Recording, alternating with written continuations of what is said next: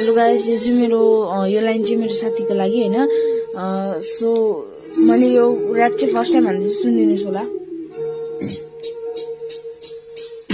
मेरो बाल्यकालदेखिको मिल्ने साथी, हाम्रो मित्रता अरू सबभन्दा भन्दा माथि। हामी सहर घुम्न जान्थ्यौं राति राति, बागी बागी घरमा आमा बुवालाई डाँटी।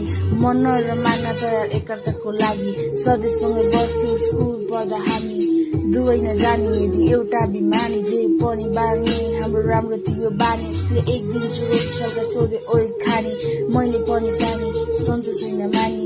दिन बित्दै गयो अनि लाग्यो त्यसको बानी, बिस्तारै कुलतमा फस्यो जानी नजानी। गाँजा अनि गोटी, सम्मान र पानी, यो पछि त्यो पछि त्यो दामी। झ्याप नभइदिनु पनि राम्रै नलाग्ने, त्यसपछि फेरि कहिले उस्तै रहेनौ हामी। नहोला सम्झा छ तर म तर तेरो सम्झना यो मनमा छ।